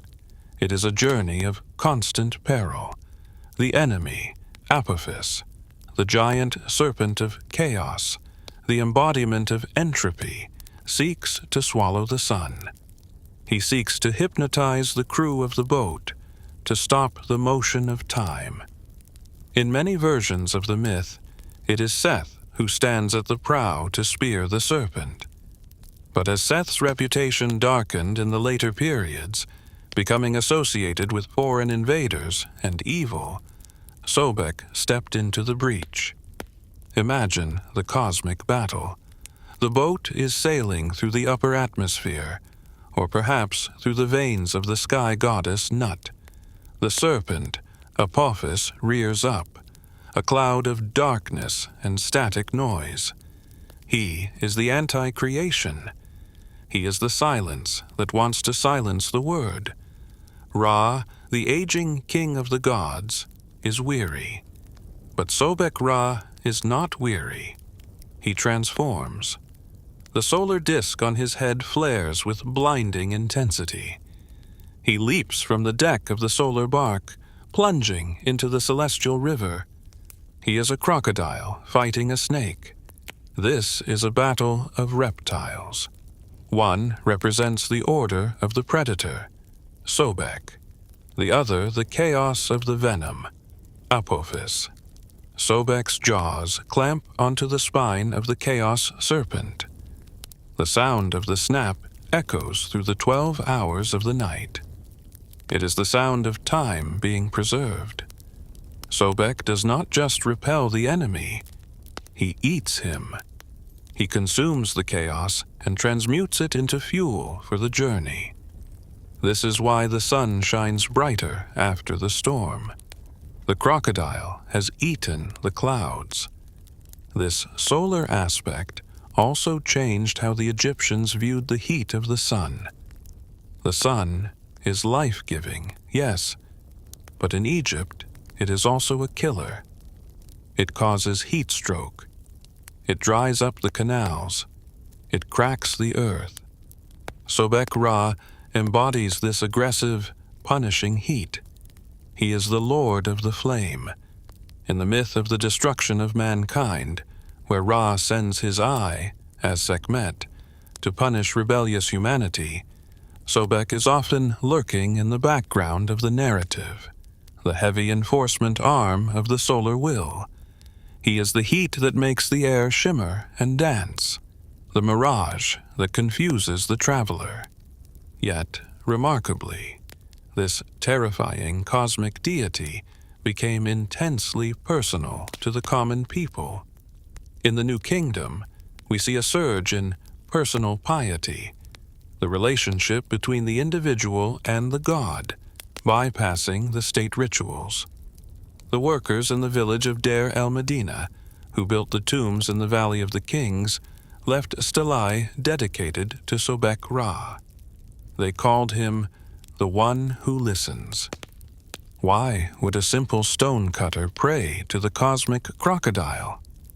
Because Sobek-Ra was seen as a god of justice who could intervene in the messy reality of life. If a man was wronged in a court case, if a woman was barren, if a child was sick, they appealed to the power that could break the rules of nature. O Sobek-Ra, one prayer reads, "Give me justice against my enemy, for you are the one who eats the liar." The crocodile's ability to discern the truth, to distinguish between the innocent swimmer and the guilty trespasser, became a metaphor for divine judgment. This personal connection was reinforced by the oracles. At the temples of Sobek-Ra, particularly in the Faiyum, and later at Kom Ombo, the movements of the sacred crocodiles were interpreted as answers to questions. A petitioner would come with a choice written on 2 shards of pottery. "Shall I marry this woman, or shall I take this journey?" The shards were placed before the petsuchos. If the crocodile moved toward the yes shard, or ate the food associated with it, the answer was given. It was a terrifyingly direct form of communication. You did not interpret the flight of birds or the entrails of sheep. You watched the living God move. The theological synthesis of Sobek and Ra also solved a geographical problem. Ra was primarily a god of the north, Heliopolis, while Sobek was strong in the Faiyum and the south, Kom Ombo. By uniting them, the theologians created a unified national identity. Sobek-Ra was at home everywhere. He was the lord of the 2 lands, in a very literal sense. He united the delta marshes and the upper Egyptian cliffs. We also see Sobek-Ra assuming the role of the lord of myrrh and incense. This seems odd for a swamp creature, but incense is the scent of the divine presence. It is the smoke that rises to the sky. By associating Sobek with the precious aromatics of the land of Punt, the priests were sanitizing him. They were lifting him out of the muck. He was no longer the smelly beast of the fish market. He was the perfumed king of the sanctuary. The sweat of Ra, which created him, was now reinterpreted as the resinous beads of frankincense, the tears of the sun. In the great temple of Karnak in Thebes, the heart of the Egyptian empire, Sobek-Ra had his own chapels.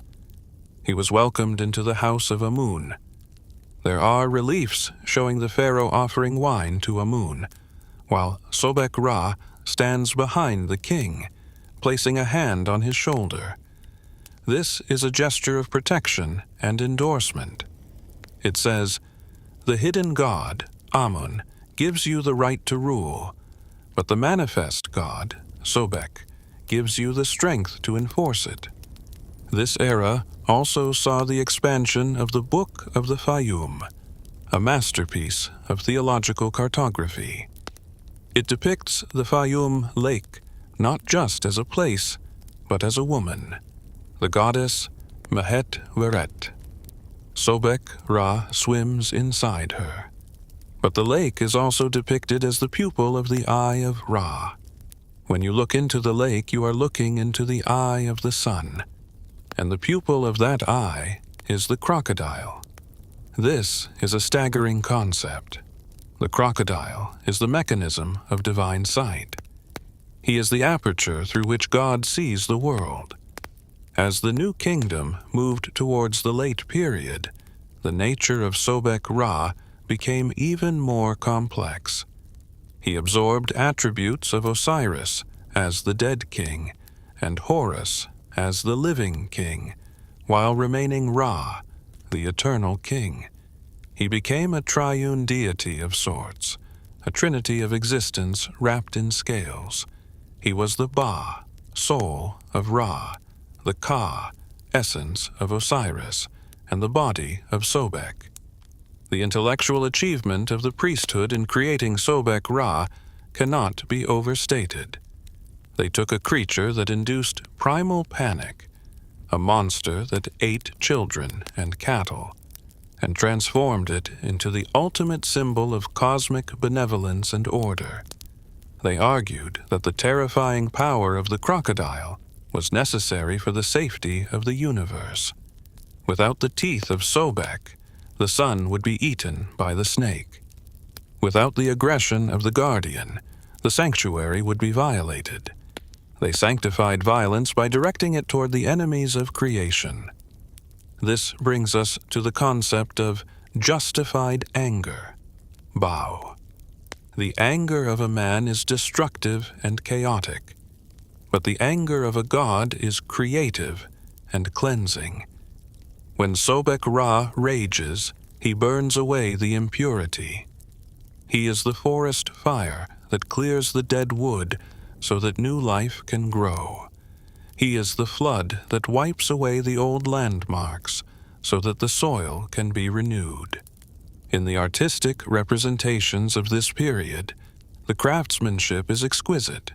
Statues of gray granite, polished to a glass-like sheen, show the human body of the god with rippling muscles, the ideal male form. The crocodile head is carved with biological precision. The scutes, the heavy eyelids, the jagged teeth. But the transition from human neck to reptile head is seamless. It does not look like a mask. It looks like a metamorphosis caught in stone. It suggests that inside every man, there is a reptile waiting to awaken, and inside the reptile, there is a god waiting to ascend. As the sun sets on the new kingdom in the shadows of foreign empires, the Assyrians, the Persians, the Greeks begin to lengthen over Egypt. The cult of Sobek-Ra does not fade. In fact, it hardens. It retreats to its strongholds. It becomes a symbol of native Egyptian resistance against the outsider. The crocodile does not leave the river just because the ruler changes. This resilience sets the stage for the final and perhaps most architecturally magnificent chapter of Sobek's history. We are moving toward the Ptolemaic period, the twilight of ancient Egypt. We are moving south to a bend in the river where the crocodiles gather in their hundreds. We are going to the Hill of Gold. We are going to Kom Ombo. There, under the rule of Greek kings who wore Egyptian crowns, the duality of Sobek would be carved into stone in a way that has no equal in the ancient world. A temple divided in two, a god shared, a sanctuary where the darkness of the crocodile and the light of the falcon would sit side by side on the throne of eternity. The sun has set. The stars are out. Sobek-Ra has completed his journey across the sky and now enters the Duat to fight the battles of the night. But on earth, the stone masons are preparing their chisels. They are about to build him a house that will last forever. The river bends. About 30 miles north of the southern frontier at Aswan, the Nile takes a wide, sweeping turn. In ancient times, this bend created a natural accumulation of silt, a series of massive sandbanks that rose from the water like the spines of submerged leviathans. These islands were not empty. They were the basking grounds of the largest population of crocodiles in all of Egypt. To sail past this bend was to run a gauntlet of eyes. It was a place where the distinction between the river and the reptile vanished entirely. This place was called Nubt, the city of gold, known to the Greeks as Ombos. And it is here, upon a rocky promontory overlooking the swirling brown water and the armies of basking monsters, that the architects of the Ptolemaic dynasty built the ultimate monument to Sobek. It is a structure that defies the standard laws of religious architecture. It is a theological anomaly. It is the double temple of Kom Ombo. To understand the significance of this place, one must understand the political and spiritual climate of the era. The Pharaohs were gone. The Persians had come and gone. Now, the Greeks, the descendants of Alexander's generals, ruled from Alexandria. The Ptolemies were foreign, but they were astute. They understood that to rule Egypt, one could not simply command the people. One had to seduce the gods. They poured vast fortunes into rebuilding the native temples, seeking to prove that they were the legitimate heirs of the pharaonic tradition. But at Kom Ombo, they faced a unique problem. The local crocodile cult was powerful, ancient, and terrifying. But the local falcon cult, that of Osiris, Horus the Elder, was equally significant. In a standard temple, one god would be made supreme, and the other a guest. But here, the balance of power was so precarious, the ma'at so delicate, that the architects did something unprecedented. They split the temple in half. Imagine approaching this structure from the river. It does not have one central axis like Karnak or Luxor. It has two entrances, two hypostyle halls, two sanctuaries. The entire building is a perfect mirror-image duality, cut down the middle. To the north, the left as you enter, lies the domain of Osiris, the falcon god of the sky, the healer, the sun in its celestial aspect. To the south, the right, lies the domain of Sobek, the crocodile god of the earth and water, the sun in its netherworld aspect. The temple suggests that existence is a profound statement on the nature of the universe. The falcon and the crocodile, the sky and the earth, the light and the dark. The temple suggests that existence is composed of these opposing forces, and that true holiness lies in their equilibrium. You cannot have the soaring flight of the hawk without the grounding weight of the reptile. You cannot have the high without the low. Walking through the southern axis, the axis of Sobek, is a journey into the heart of the beast. The columns here are carved with intricate reliefs of the crocodile god. He is depicted wearing the plumed crown, often with the sun disk, asserting his role as Sobek-Ra. But unlike the airy courtyards of other temples, there is a heaviness here. The stone seems to sweat. The shadows seem deeper. The inscriptions speak of his power to snatch and eat, reminding the initiate that while the falcon might see everything, the crocodile consumes everything. The centerpiece of this cult was not a statue. In the Holy of Holies, behind the veil of the sanctuary, there might have been a gilded image of the god. But the true focus of worship lived outside, in a complex system of tunnels and pools connected to the temple. This was the Petsuchos. The term Petsuchos is Greek, derived from the Egyptian P3-SBK, meaning he of Sobek, or the son of Sobek. This was the chosen one. Just as the Apis bull in Memphis was the living avatar of Ptah, the Petsuchos was the living avatar of Sobek. He was a crocodile selected from the millions in the river for specific markings, perhaps a pattern of scales that resembled a hieroglyph, or a size that hinted at supernatural origin. Once identified, this animal was removed from the wild. He was brought into the temple precinct, into a life of unimaginable luxury and bizarre ritual. The ancient historians, like Strabo and Herodotus, left us eyewitness accounts that hover between awe and horror. They describe a beast that was treated better than the king himself. The Petsuchos lived in a sacred lake within the temple walls, a body of water that was purified daily and surrounded by sandy banks for basking. But he did not hunt. He was fed. The priests would prepare a diet that was biologically absurd, but theologically vital. Roasted meats, honey cakes, and wine. Yes, wine.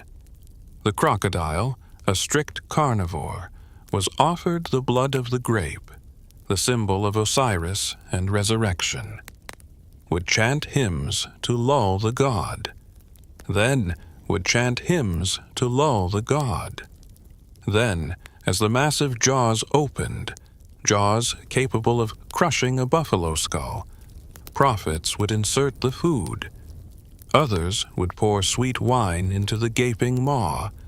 The fact that the priests were not eaten on a daily basis was taken as proof of the god's favor. It was a daily miracle of interspecies diplomacy. But the adornment of the Petsuchos was even more surreal. The priests would wrestle the beast, gently, reverently, onto the sand. They would pierce his ears, or rather the flaps of skin that cover the auditory canals.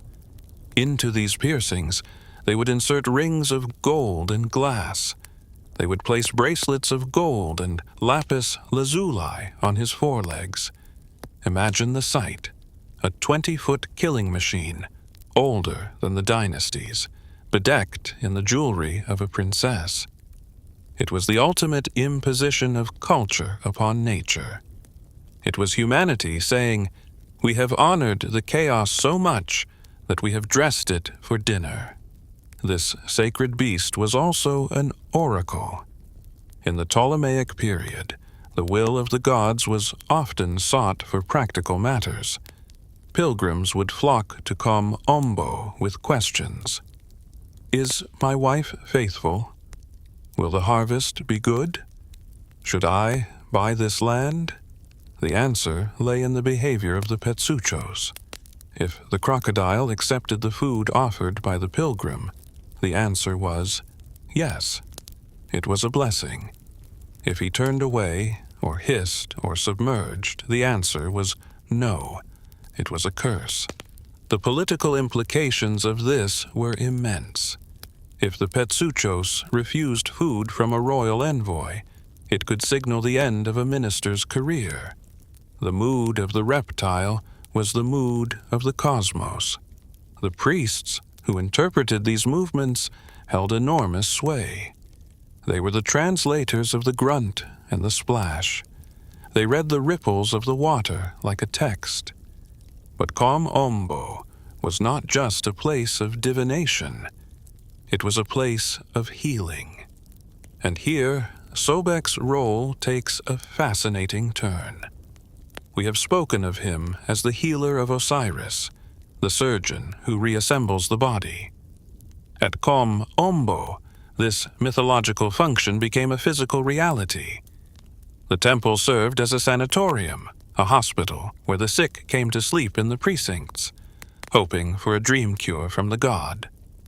The outer corridor of the temple bears one of the most famous and debated reliefs in all of Egyptology.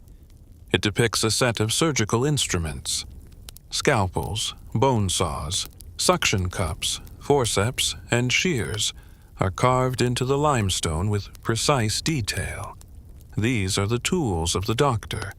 Why are they here, in the house of the crocodile and the falcon? Because Sobek is the patron of the blade. The crocodile's tooth is the original scalpel. It cuts cleanly. It removes the rot. The duality of the temple comes into play here. Osiris is the physician of the eyes and the head, internal medicine, while Sobek is the physician of the limbs and the flesh, surgery. The violence of surgery, the cutting of skin, the sawing of bone, was seen as a Sobekian act. It was controlled violence for the sake of life. The patients who came here were often desperate. They would sleep in the dark corridors, inhaling the incense and the musk of the reptile, listening to the scraping of claws on stone. They believed that Sobek would appear in their dreams, perhaps biting away the tumor or swallowing the disease. The psychological impact of seeking healing from a monster cannot be overstated. It is a confrontation with fear that shocks the system into fighting for survival. But what happened when the Petsuchos died? He was mortal, after all.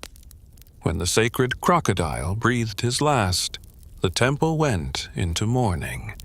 But the body was not discarded.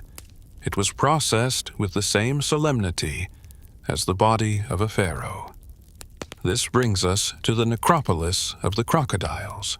In the desert cliffs near the temple, and in other cult centers like the Faiyum, thousands of mummified crocodiles have been found. The process of mummifying a crocodile is a logistical nightmare and a chemical masterpiece. The body of a reptile does not dry out like a human body. Its thick skin and fat layers trap moisture. The embalmers had to be incredibly skilled.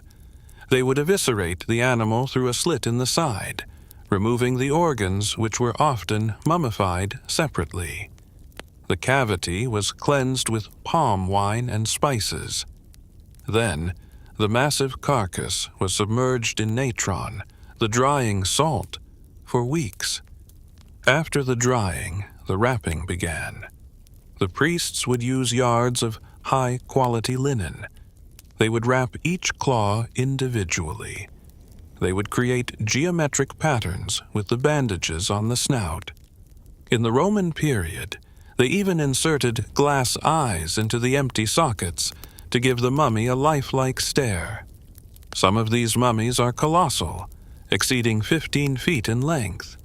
Others are tiny, mere hatchlings, mummified in groups. These mummies were not all former Petsuchos avatars. Most were votive offerings. A wealthy pilgrim would pay for a crocodile to be raised, killed, mummified, and buried in his name. It was a way of sending a permanent messenger to Sobek. "Here is your likeness," the pilgrim says. "Keep it near you, and remember my name."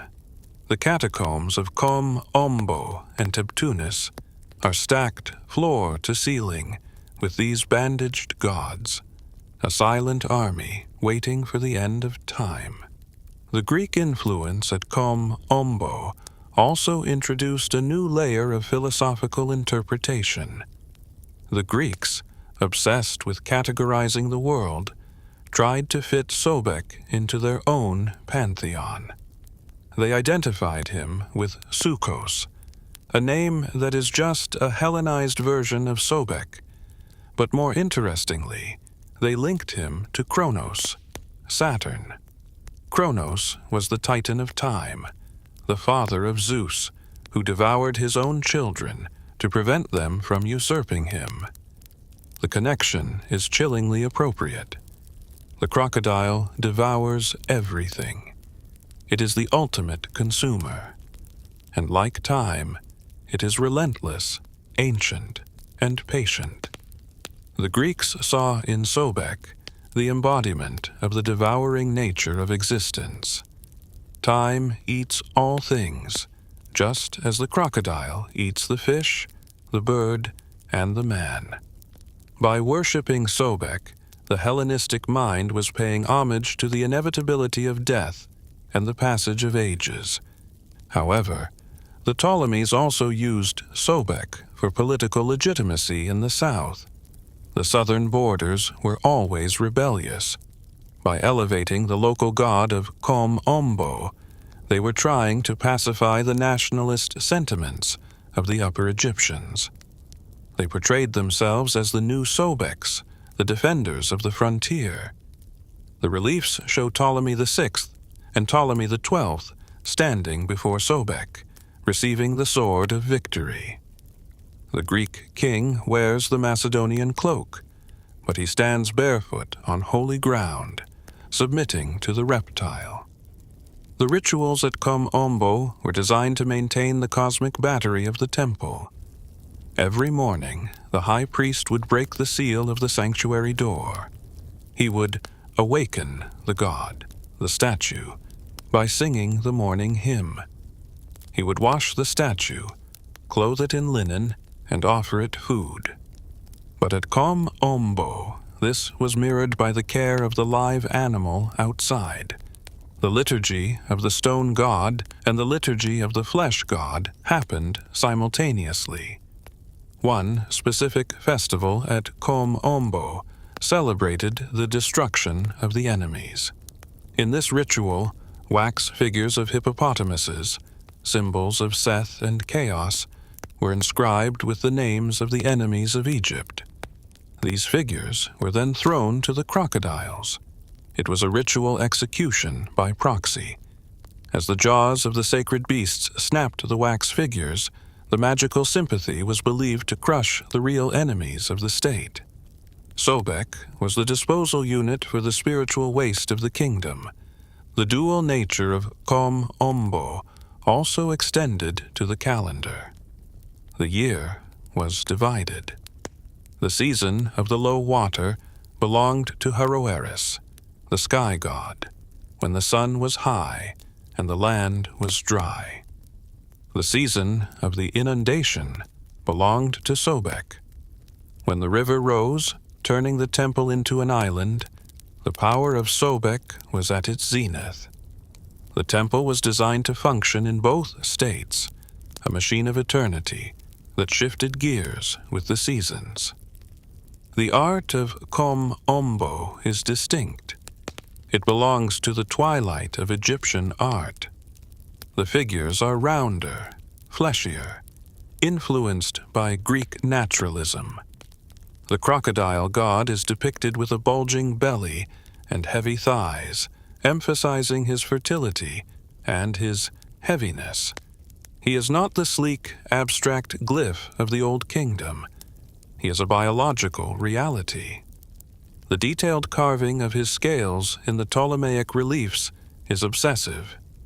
Every scute is rendered. It is as if the artists were trying to capture the very texture of the god, to make the stone as impenetrable as his hide. As the Roman legions eventually replaced the Greek phalanxes, the cult continued. The Romans, pragmatic as ever, were fascinated by the crocodile. They built a city near the Faiyum called Crocodilopolis, Arsenoi, and continued the feeding rituals. Emperors like Hadrian and Nero visited these sites, looking into the eyes of the beast. But the spirit was changing. The ancient fear was turning into spectacle. The sacred was becoming the curious. Yet, Kom Ombo remained. It stood on its hill, defying the erosion of the wind and the shift of the river.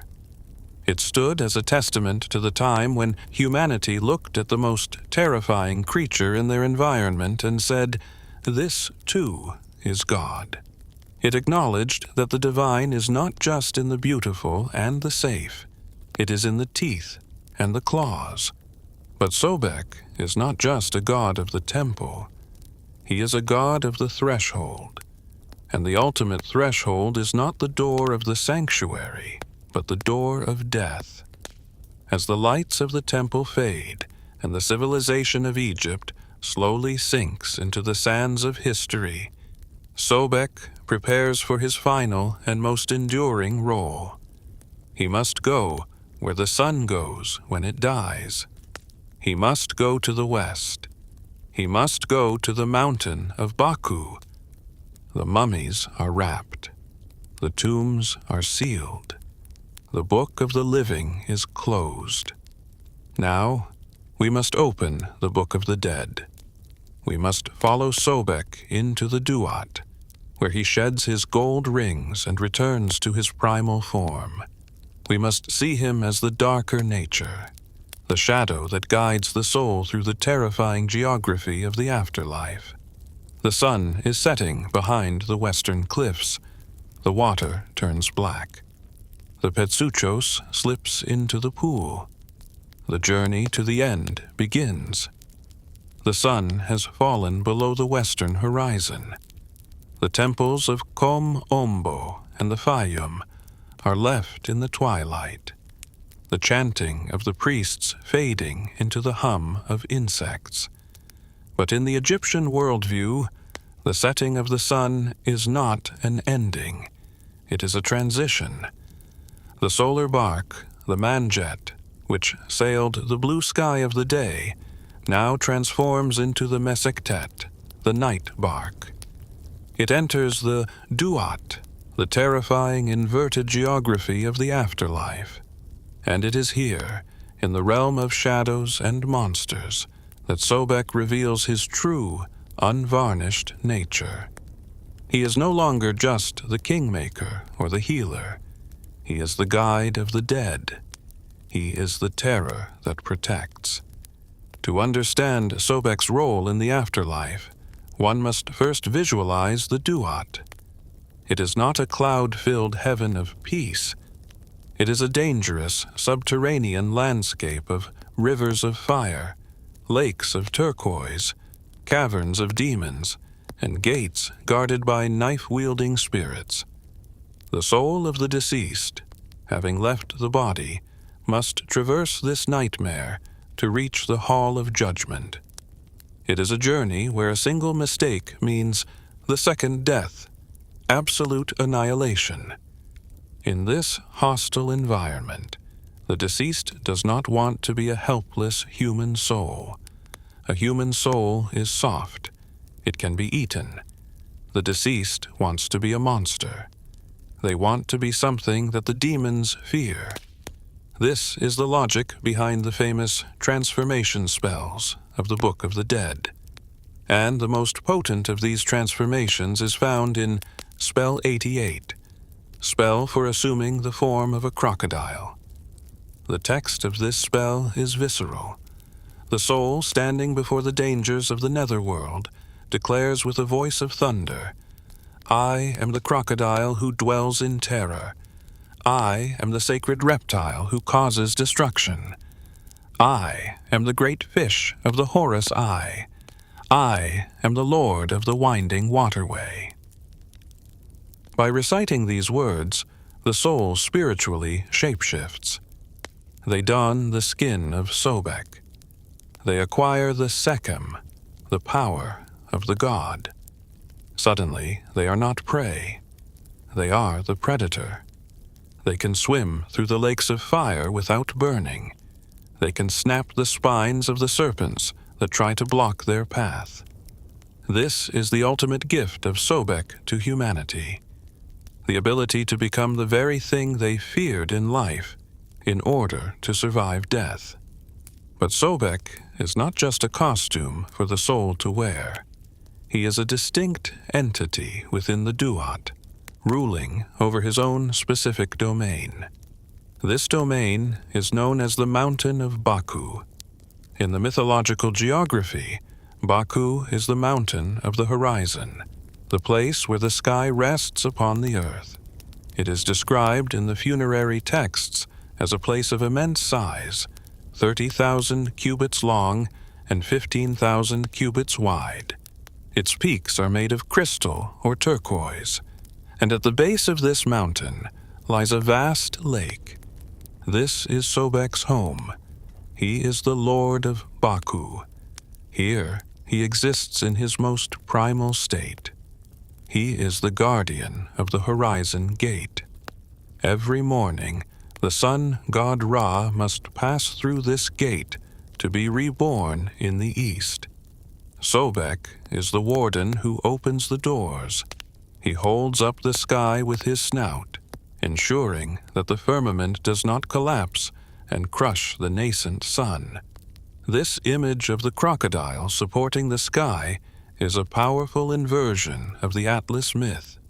Here, it is not a titan's shoulders, but a reptile's jaw that sustains the cosmos. However, the Duat is also a place of judgment, and Sobek is a judge. We often think of the weighing of the heart ceremony, where Anubis weighs the heart against the feather of Maat. But there are other trials. There is the river of knives. The unworthy souls, those who were heavy with sin, would fall into this river. Sobek waits there. In this aspect, he is indistinguishable from Ammit, the devourer of the dead, that hybrid monster with the head of a crocodile. Sobek is the mouth of the abyss. He eats the heavy hearts. He ensures that chaos does not pollute the afterlife. This darker nature is essential. A god who loves everyone protects no one. Sobek protects the order, Ma'at, by ruthlessly consuming the disorder, Isfet. In the Duat, the book of that which is in the underworld, Sobek is shown guarding the dark, watery caverns of the 4th and 5th hours of the night. These are the hours of absolute darkness, the midnight of the soul. Sobek is the voice in the dark. His roar guides the solar boat through the narrow channels where the water is too shallow for any other pilot. There is a fascinating, almost horror-like quality to the descriptions of his appetite in the underworld. He is called "He who lives on the stillness of the weary." This refers to the dead, but it can also be interpreted as "He who lives on the motionless." Sobek is the entropy that consumes what has stopped moving. Life is motion. Death is stillness. Sobek is the agent that cleans up the stillness. Yet, even in the depths of the Duat, the syncretism with Ra holds. Sobek-Ra illuminates the underworld. The text says, "The darkness is dispelled when the crocodile opens his eyes. His eyes are the lamps of the deep. For the righteous dead, seeing the glowing green eyes of Sobek in the distance is a sign of hope. It means the path is guarded. It means the winding waterway is navigable." As the dynasties of Egypt faded, and the new kingdom gave way to the late period, and finally to Roman rule, the understanding of this dark nature began to shift. The Romans were fascinated by Egypt, but they did not truly understand the theological nuance of the beneficent monster. To them, a crocodile was a beast of the arena, a curiosity to be hunted or displayed. The profound respect for the animal began to erode. The Roman emperors, like Hadrian, maintained the cults for political reasons. Hadrian's lover, Antinous, drowned in the Nile, a death that was technically sacred to Sobek. Hadrian founded a city, Antinopolis, and identified the youth with Osiris, implicitly invoking the protection of Sobek for his drowned soul. But this was the last gasp of the true cult. The rise of Christianity in the 3rd and 4th centuries AD sounded the death knell for the Crocodile God. To the early Christian monks who fled into the Egyptian desert, the old gods were not just myths. They were demons. And Sobek was the most demonic of all. He was a serpent dragon, a devourer, a beast of the pit. The Hellmouth, in medieval Christian art, a giant, gaping beast's mouth that swallows sinners, is a direct visual descendant of Sobek/Ammit. The savior god who carried Osiris became the devil, who dragged souls to hell. The monastery of St. Samuel in the Faiyum was built on the ruins of Sobek's territory. The monks told stories of battling dragons in the marshes. These were likely real crocodiles, stripped of their divinity and reduced to monsters. The famous icon of St. George slaying the dragon may have roots in the imagery of Horus spearing Seth, often depicted as a crocodile or hippo, but it also represents the new faith killing the old reptile of the river. The temples were closed by the decree of Theodosius. The priests of Kom Ombo dispersed. The sacred fire was extinguished. The Petsuchos, the living god who wore gold rings, died and was not replaced. His mummified ancestors were left to stack up in the caves, eventually to be dug up by 19th century tourists and burned as fuel for steam trains, a tragic, ignoble end for the lords of the altar. But did Sobek truly die? The ancient Egyptians believed that as long as the name was spoken, the soul lived. And Sobek's name is written on the geology of the land. The Faiyum is still there. The lake is smaller, but it remains. The Nile still floods, though controlled by dams. And the crocodiles are still there. In the south, in Lake Nasser, behind the high dam, the population of crocodiles has exploded. They are massive, prehistoric, and utterly indifferent to the rise and fall of civilizations. When you look into the eye of a Nile crocodile today, you are looking at the same biology, the same cold intelligence that stared back at the priest of the 12th dynasty. You are looking at the Ba of Sobek. The legacy of Sobek is the legacy of the necessary shadow. He teaches us that the world is not all light and safety. There is a deep, dark water underneath the surface of our lives. There are teeth in the river. And this danger is not evil. It is a fundamental part of the engine of creation. Without the devourer, there is no renewal. Without the fear of the deep, there is no respect for the shore. Sobek is the archetype of power over environment. He does not adapt to the river. He is the river. He represents the ultimate mastery of one's domain. For the ancient Egyptian, he was the answer to a terrifying question. What eats the sun?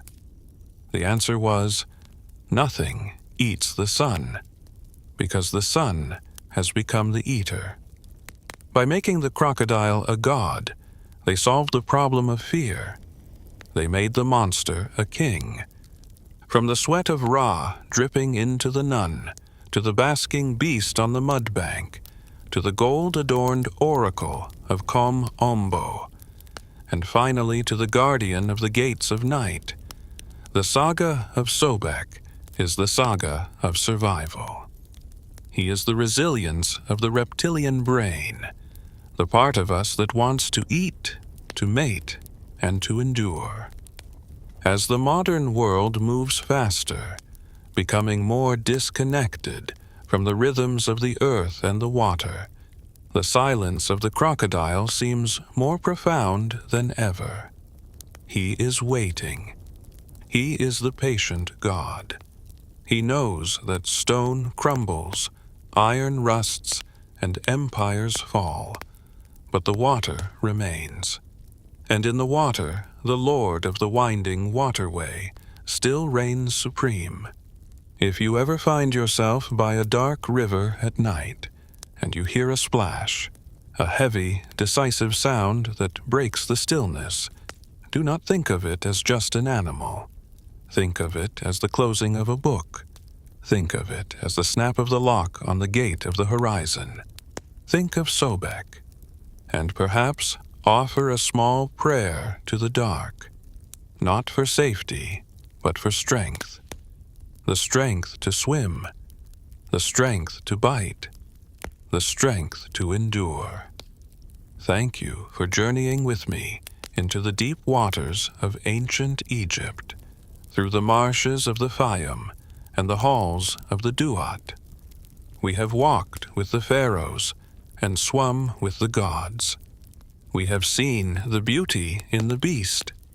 If this deep dive into the complete saga of Sobek has satisfied your hunger for myth, and if you found a strange peace in the presence of the Raging One, please leave a like and subscribe to Hearths of Myths. Join us next time as we light another fire against the dark and whisper the names of the old gods.